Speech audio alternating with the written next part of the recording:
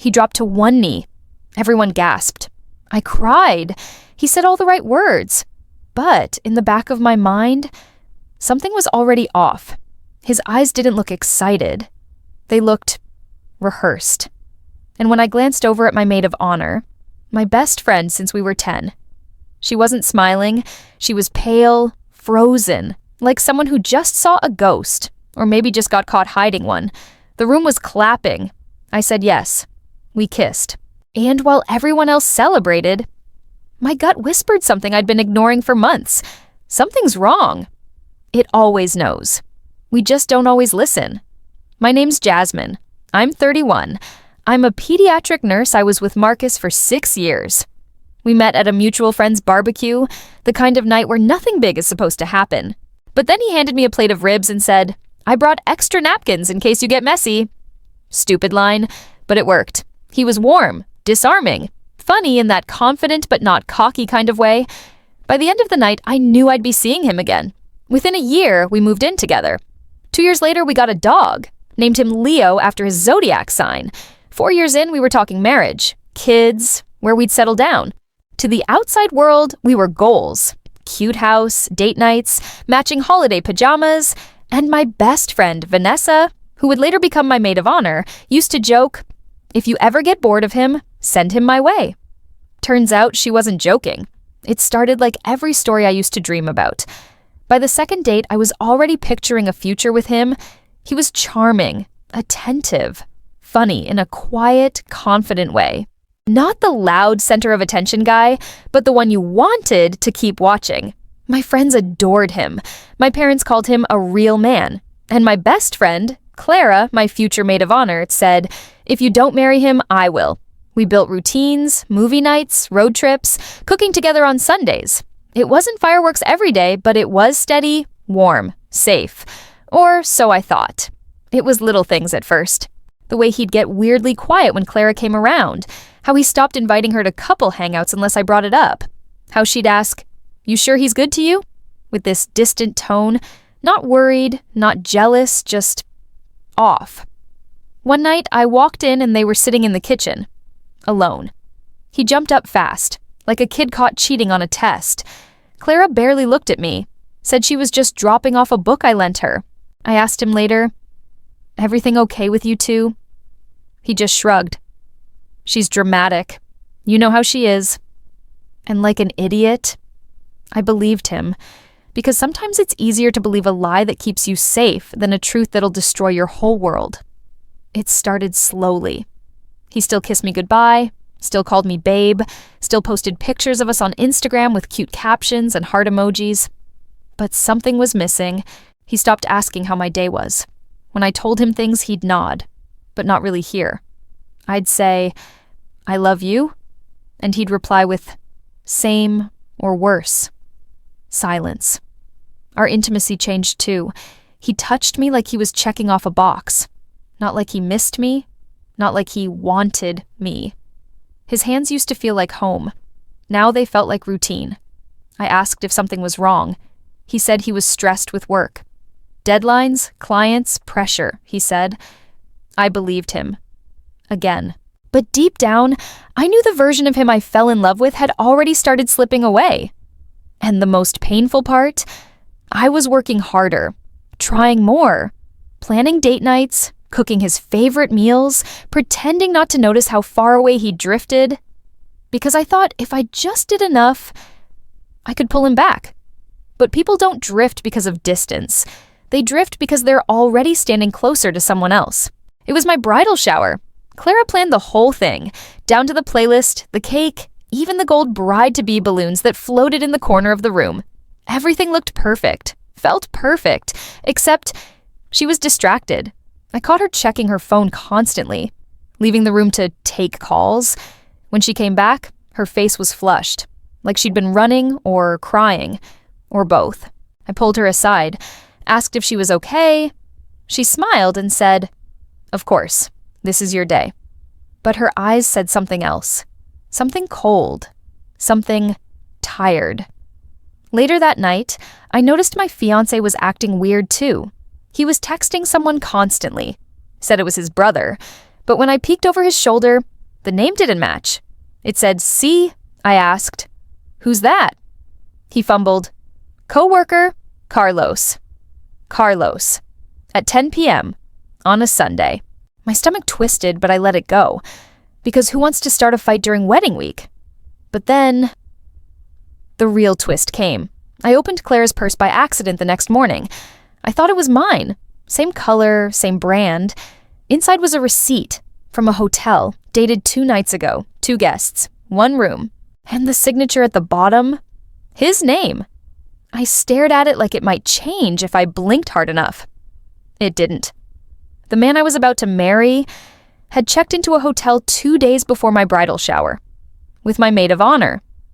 My best friend. And suddenly, the playlist, the balloons, the fake smiles, they all meant nothing. Because the betrayal had already happened. And I was the last to know. I didn't say anything at first. I sat with it. The hotel receipt, the initials, the gut punch of betrayal. Let it marinate in my chest like poison. Then I asked him casually that night, "Have you seen Clara lately?" He blinked fast. "No. Why?" I held up my phone and showed him a picture from the bridal shower. Clara in the background, texting. Face flushed, eyes hollow. He looked. Shrugged. She was probably just emotional. Weddings bring that out in people. I nodded. But something in my face must have cracked, because he stepped closer and said, "You trust me, right?" I wanted to scream, to pull the receipt from my bag and shove it in his face. But instead, I tested him. I said, "Of course I trust you." And he smiled, kissed my forehead, said, "Good. I can't wait to marry you."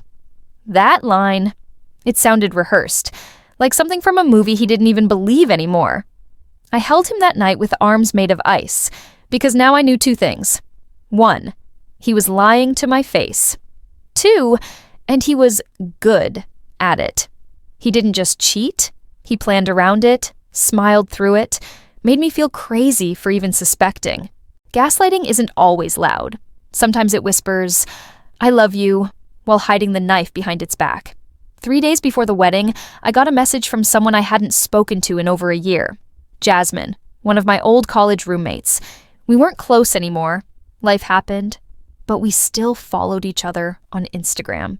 She sent a simple DM. "Hey, can I ask you something? It's awkward, but important." I said sure, then she hit me with it. "I think your fiancé and Clara hooked up a while back. I saw them together at a hotel bar. They looked close." I stared at the message like my screen was lying. Then she followed up with a picture. Blurry, dimly lit, but them sitting too close. Her hand on his knee. Dated a month before he proposed. I felt my throat tighten. I called Jasmine. She apologized, said she didn't want to get involved, but something about the wedding posts made her feel sick. She said, "You deserve to know." I thanked her, hung up, then sat in the silence, the kind that follows when your entire world starts making sense in the worst way. Everything lined up. The late-night calls, the coldness, the weird tension. It wasn't paranoia. It was real. And now someone outside my circle had confirmed what I already knew. They weren't just having an affair. They were playing me. Together. I couldn't sleep that night. Something in me snapped. Not out of rage, but out of clarity. I needed proof. Not whispers, not shadows. Proof that would make it impossible to forgive or forget. So I did something I'd never done before. I went through his phone. He was asleep, face down, snoring, peaceful, like someone who hadn't built his happiness on a graveyard of lies. I unlocked it. Same passcode he'd always used. And within seconds, the truth unfolded like a horror film. Texts from Clara. Dozens. Saved under Chris' work. Clever, but not clever enough. Messages like, "Last night was dangerous. I still feel you. She'll never find out. 3 more days, and this will all be over." Pictures too. Blurry selfies of them in bed. Hotel room numbers. Snapshots of champagne glasses. Her in the robe I had gifted her for the wedding weekend. Each message stabbed deeper than the last. Not just because he cheated, but because she let me plan her dress fittings, her makeup trials, her speech, all while sleeping with my future husband. I kept scrolling, numb, until I found one last message from her just 2 nights before. After she says I do, we'll figure out the rest. And that's when I knew they didn't just betray me. They were building a life on top of mine, waiting for me to bless it, with rings and vows and a kiss I would never mean again. I put his phone down, and for the first time since the proposal, I smiled. Not because I was okay, but because the pretending was finally over.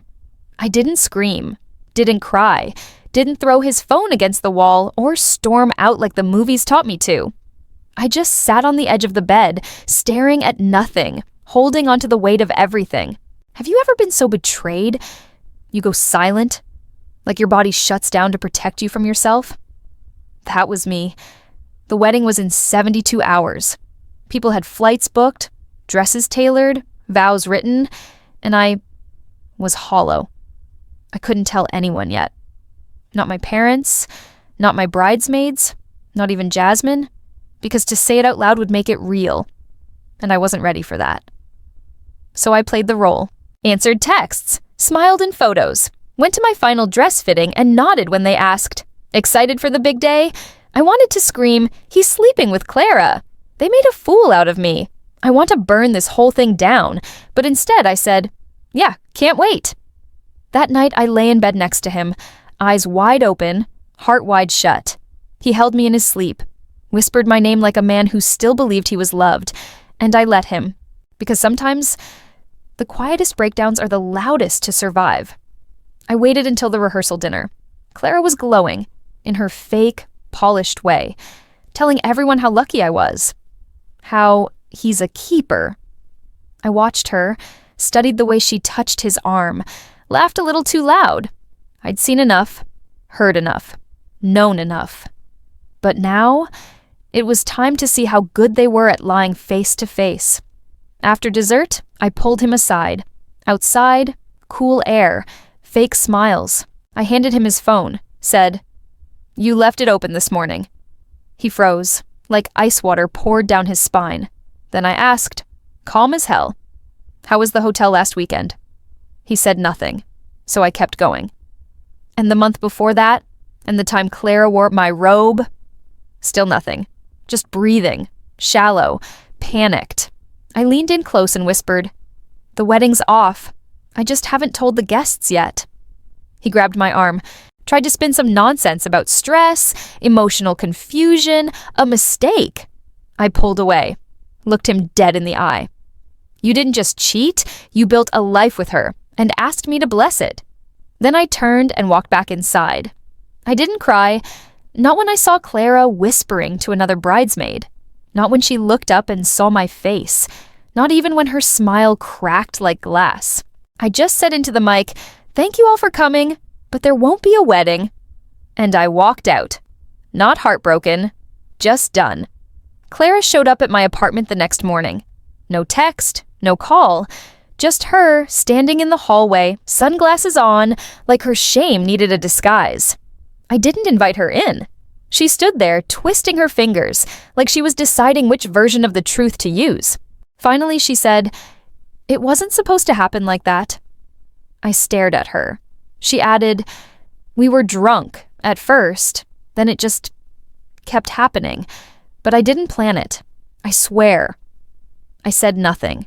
She kept going, told me she felt trapped, that he confused her, that she wanted to tell me, but didn't want to ruin the wedding. The irony of that made me laugh out loud. I asked her one question. If I hadn't found the receipt, would you have stood next to me on my wedding day? She didn't answer. And that silence, that was my answer. I didn't need a breakdown. I didn't need closure.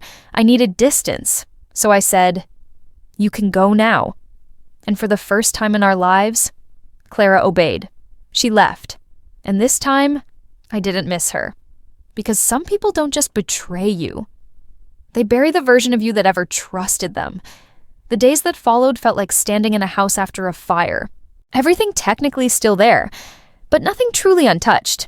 People called, texted, some offered sympathy, some were just nosy. My mom cried when I told her. My dad didn't say much. just nodded and held my hand. Bridesmaids scrambled to cancel vendors, return dresses. The venue was kind enough to refund most of it, but none of that mattered. What hurt the most was realizing how deep the lie went. There were photos I had to delete, journals I couldn't read, gifts that suddenly looked like traps. I threw away the wedding binder, burned the bridesmaid proposal boxes I had handmade. Even my apartment felt different, like betrayal had seeped into the walls. He tried calling, twice, then sent a long message about regret and therapy and not knowing what he really wanted. I didn't reply. I didn't need to, because I finally understood. His mistake wasn't Clara. It was thinking I'd still want him after knowing who he really was. That kind of mistake you only make once. And I'm not the kind of woman you get a second chance with. Healing didn't come all at once. It came in small, uneven pieces. Like the first time I laughed, really laughed, at a meme my friend sent. Or when I walked past the bridal shop without flinching. I started journaling again, pouring the pain into pages instead of pretending it didn't exist. I picked up new routines, morning walks, therapy on Thursdays, cooking just for myself, and actually enjoying the silence. My friends didn't leave. They showed up harder, they brought snacks and sarcasm, took me dancing, sent me playlists with names like "He's trash, you're gold." Even Jasmine checked in weekly, sometimes just with a heart emoji, sometimes with a full rant about how men ain't shit. And every time I felt like calling him, I reminded myself, the version of him I loved didn't exist. He was fiction. And I was the fool who believed in the fairy tale. But not anymore. I was no longer surviving the breakup. I was rebuilding the girl who trusted too easily. This time, stronger, sharper, softer in the right ways. And finally, free. They say betrayal changes you. I used to think that meant you become cold, hardened, angry at the world. But I didn't turn bitter. I turned inward. I asked better questions, listened to my instincts, stopped begging people to stay, and I learned something no romance novel ever teaches you. The most important vow is the one you make to yourself. To never shrink for love, to never ignore your gut, to never let someone else's confusion become your prison. I was supposed to be a wife by now. He was supposed to be my forever. But now, looking back, I'm just grateful he showed me the truth before I signed my name to a life built on betrayal. And Clara? She disappeared. Blocked me. Moved out of state. Last I heard, they didn't even last 6 months. But this story isn't about them anymore. It's about the woman I became. Not a bride, but a survivor. Not a victim, but a storyteller. And if you've ever been betrayed by the person you trusted most, you're not alone. You're just one step closer to never letting it happen again.